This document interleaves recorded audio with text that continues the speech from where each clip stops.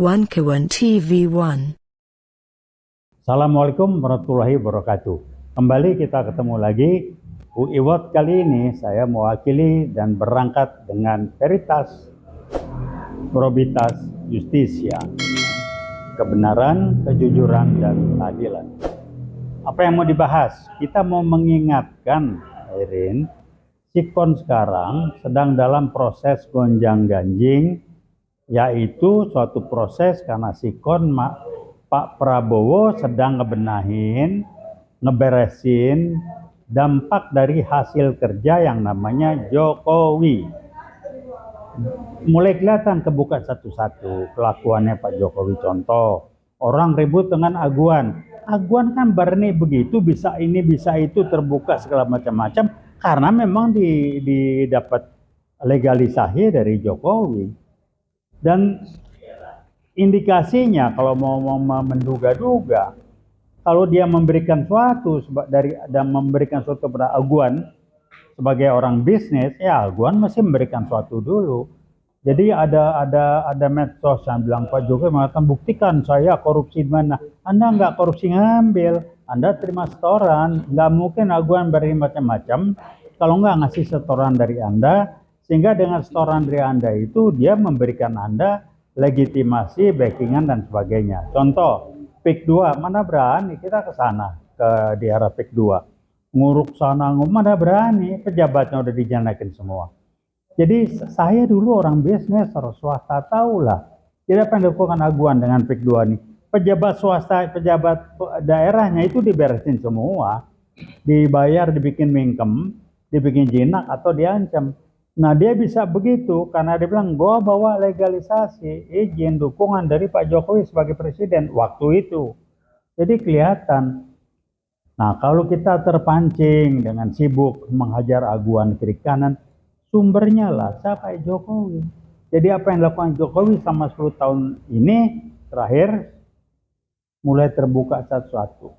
Pak Prabowo itu ngebenahin amburadul yang dilakukan oleh Jokowi.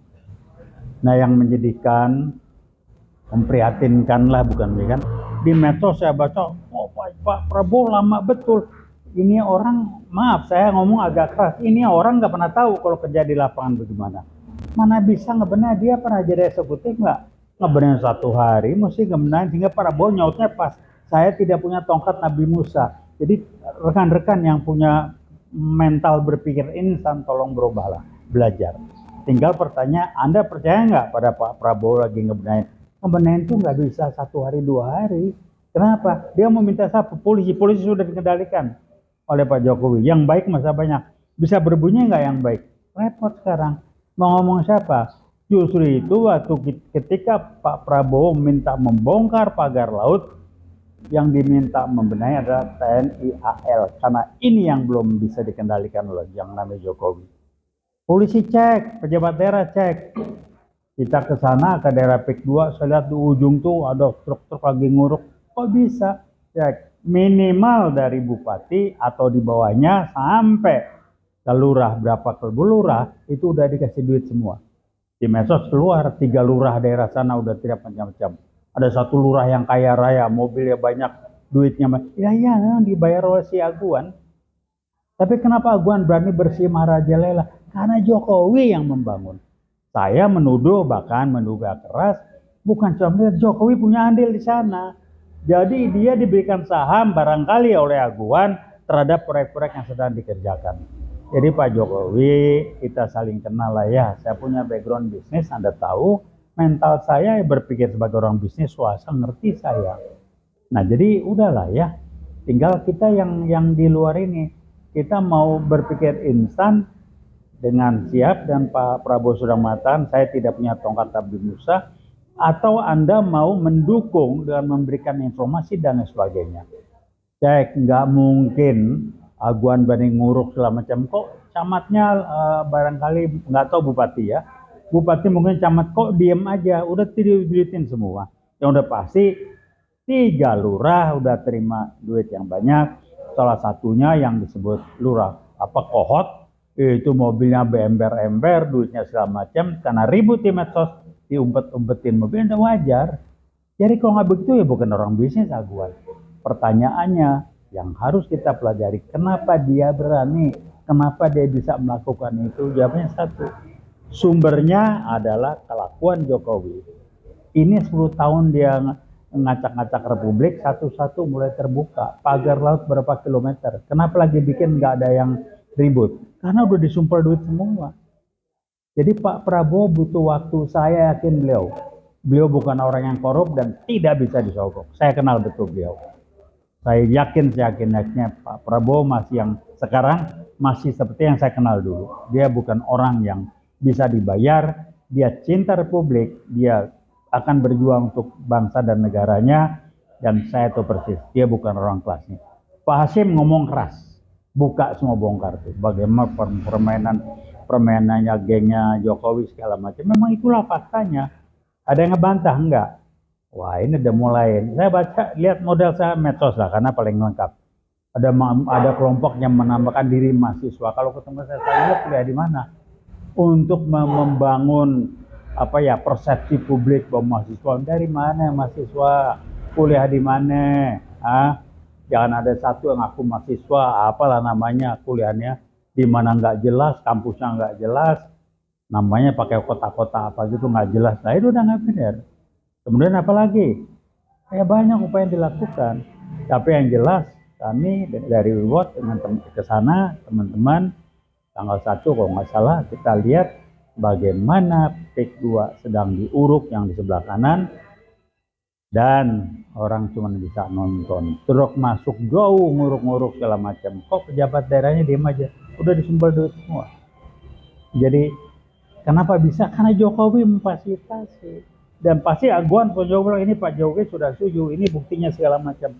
Nggak mungkin. Nah sekarang setelah Pak Jokowi lengser, dia harus bertanggung jawab. Sehingga memang kalau orang mengatakan kerangkeng dan adili Jokowi, itu harus. Jadikan dia sebagai mantan Presiden Republik Indonesia yang harus diadili. Karena nggak ada Presiden Indonesia RI ini sejak zaman Bung Karno yang kelakuannya korup seperti yang namanya Jokowi. Saya bilang dia korup. 2, dia PKI kayak baru. Apa buktinya? Urusan apa demoran Kepres 28 bulan Februari tahun 2024? Urusan apa dia ngomong? PKI dalam G30S65 hanya korban. Urusan apa dia ngomong dengan Kepres seperti itu? Jadi udah jelas lah, dia memang PKI kayak baru dengan ciri-cirinya adalah semua keluarganya, anak-anaknya ikut campur dari anak menantu segala macam sampai dengan istrinya katanya segala macam.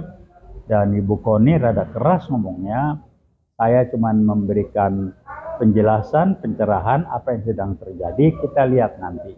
Tapi saya mengatakan, kalau mau menegakkan keadilan Jokowi harus dikerangkeng, dan mari Republik bikin sejarah, kita berani menghukum, mengadili dan mengkerangkeng mantan presiden kita yang namanya Jokowi karena korupsinya banyak betul dan ngacak-ngacak NKRI, pagar laut segala macam yang mesti diminta pertanggungjawaban. Jangan dia pura-pura miskin lah, itu nih anaknya kejeblos si Kaisang. Urusan apa bisa pakai pesawat ke luar negeri segala macam. Kalau nggak dia main situ segala macam. Jadi kembali saya mengatakan Jokowi PKI gaya baru, Jokowi korupsi, Jokowi menyalahgunakan jabatan. Kerangkeng dia, jadikan dia mantan presiden Republik Indonesia yang pertama yang dikerangkeng. Barangkali itu untuk mengingatkan. Mari kita berusaha terus, jangan mengalah. Dan kita berusaha untuk mengkerangkeng Jokowi tanpa ragu-ragu. Veritas, probitas, justitia. Wassalamualaikum warahmatullahi wabarakatuh.